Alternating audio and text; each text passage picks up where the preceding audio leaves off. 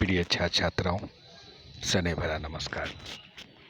मैं डॉक्टर नियाज अहमद सिद्दीकी, सहायक प्रचारक मनोविज्ञान विभाग, SVP महाविद्यालय भभुआ।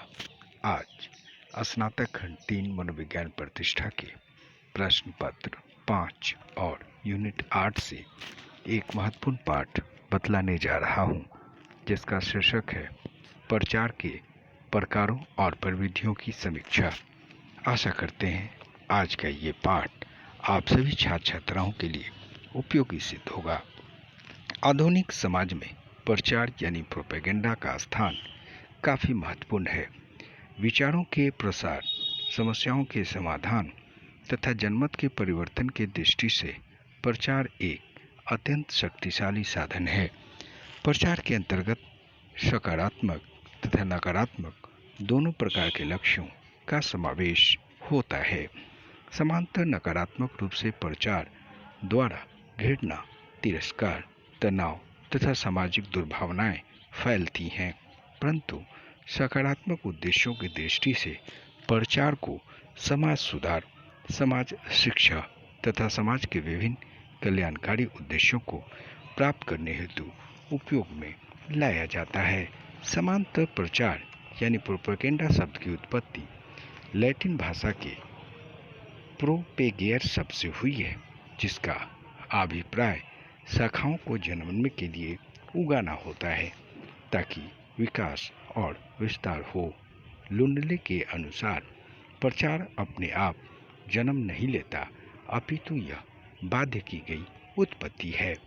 किम्बल यंग ने प्रचार को परिभाषित करते हुए कहा है कि हम अपने प्रयोजनों के हेतु प्रचार की मतों, विचारों या मूल्यों को बदलने के लिए और उनका नियंत्रण करने के लिए और अंत में पूर्ण निर्धारित दिशा में बाह्य क्रियाओं को बदलने के लिए संकेत तथा संबंधित मनोवैज्ञानिक प्रणालियों द्वारा प्रतीकों के न्यूनाधिक सोच विचार कर आयोजित और व्यवस्थित प्रयोग के रूप में परिभाषित कर सकते हैं। लॉसवेल के अनुसार विस्तृत अर्थ में प्रचार प्रतिनिधित्वों के प्रयोग द्वारा मानव क्रियाओं को प्रभावित करने की प्रवृत्ति है।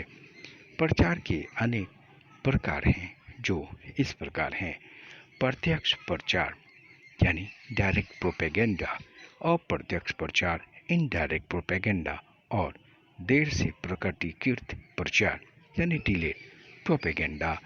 प्रत्यक्ष प्रचार यानी डायरेक्ट प्रोपेगेंडा प्रचार का एक ऐसा प्रकार होता है जिसके अंतर्गत लोगों को यह ज्ञात रहता है कि प्रचार करने वाला व्यक्ति कौन है और किस उद्देश्य से प्रचार कर रहा है।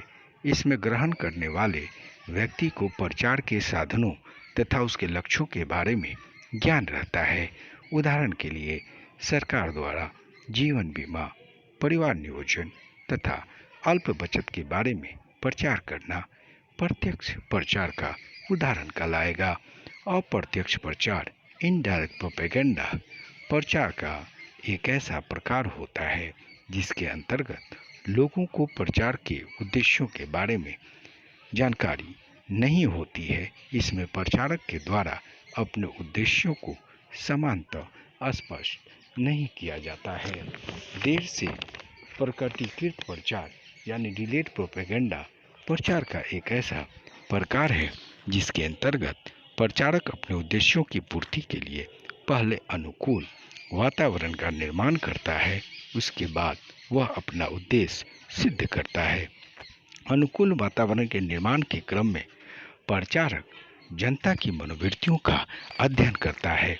जब उसे यह ज्ञात हो जाता है कि व्यक्तियों की मनोवृत्तियां अनुकूल हो गई हैं, तब वह पुनः अपना प्रचार करना शुरू कर देता है।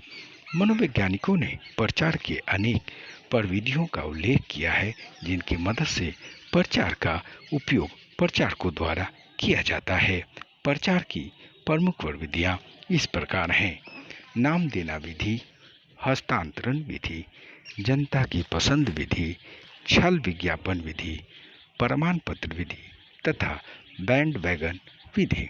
प्रचार की इन प्रविधियों के संबंध में यह कहा जा सकता है कि नाम देना विधि प्रचार की एक ऐसी विधि होती है जिसके अंतर्गत किसी वस्तु को बुरा नाम देकर और फिर व्यक्तियों को उसके संबंध में निर्णय लेने के लिए कहकर किया जाता है। उदाहरण के लिए, पहले एक राजनीतिज्ञ को देशद्रोही कहा जाता है और फिर व्यक्तियों से कहा जाता है कि जो वह वक्तव्य दे रहा है उसे उसी दृष्टिकोण से देखें। हस्तांतरण प्रविधि प्रचार की एक ऐसी प्रविधि होती है जिसमें प्रचारक कुछ व्यापकता अपनी नीतियों के साथ संबंधित कर देता है।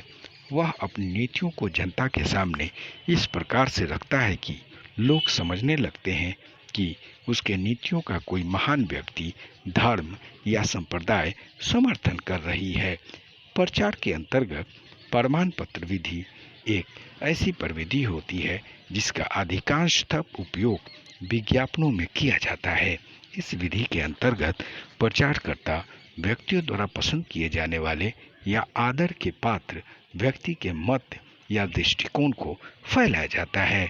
प्रचार की प्रविधियों के अंतर्गत जनता की पसंद विधि का भी उपयोग प्रचारकर्ता द्वारा किया जाता है। सामान्य जनता को जो बात पसंद आती है उसका प्रयोग इस प्रचार में किया जाता है। कांग्रेस पार्टी ने शुरू में 2 बैलों की जोड़ी को अपना चुनाव चिन्ह रखा था। बैलों की जोड़ी प्रत्येक किसान के जीवन के लिए आवश्यक है, अतएव इस चुनाव चिन्ह का बहुत प्रचार हुआ और शीघ्र ही जनता को पसंद हो गया। बैंड वैगन विधि प्रचार की एक ऐसी प्रविधि होती है जिसके अंतर्गत प्रचारक द्वारा व्यक्तियों को इस बात का विश्वास दिला दिया जाए कि बहुमत प्रचारक के मत से बहुत सहमत है। मतदान के पूर्व प्रत्याशियों द्वारा इस प्रविधि का अधिकतर उपयोग किया जाता है। इस विधि के अंतर्गत बड़े बड़े जुलूस निकाले जाते हैं और बड़े बड़े प्रदर्शनों का मतदान के पूर्व आयोजन भी किया जाता है।